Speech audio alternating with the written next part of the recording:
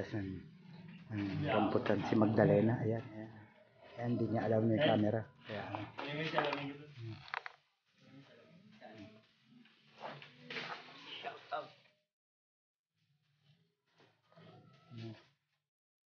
nakakaisang timba na si Magdalena. Nakakaisang timba na.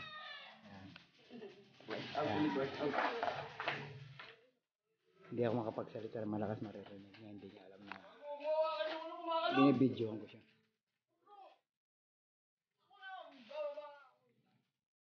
Ang ingay ng dalawa, no? Ingay ng dalawa, no? Narinig niya. Magkukulitan pa yung magtsuhin.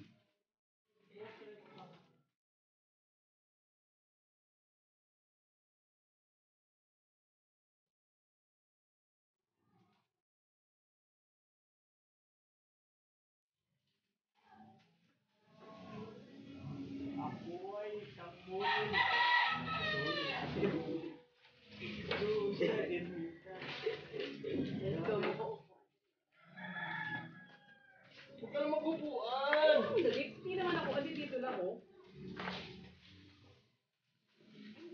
Matibay yan. Dalawa yan.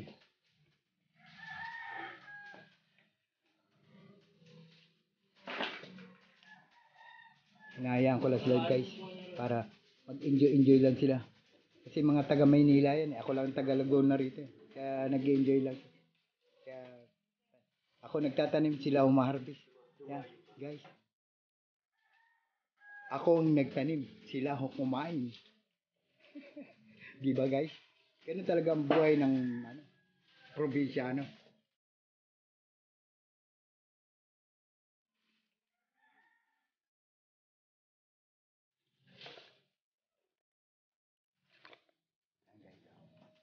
Yan si Magdalena, oh. Tuwan-tuwa, oh. Tuwan-tuwa. Alay mo nga naman, hindi na siya bibili ng rambutan. Yan.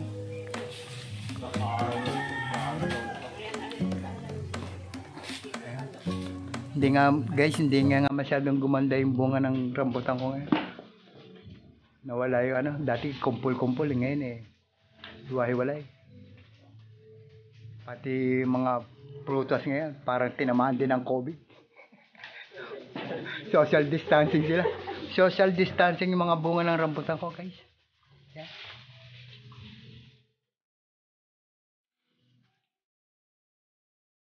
Social distancing ang aking rambutan. Ayan. Ayan.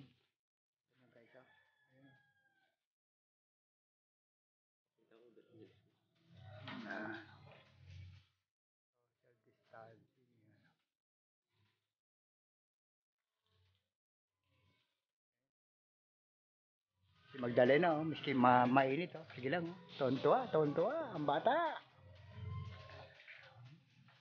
Eh.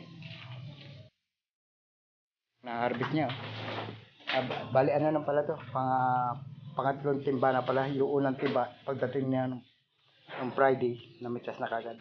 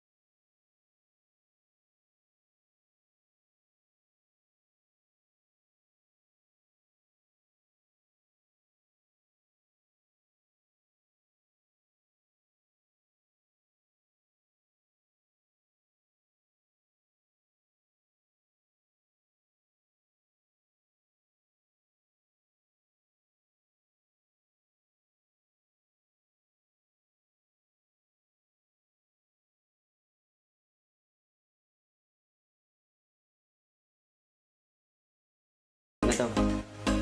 Bye-bye.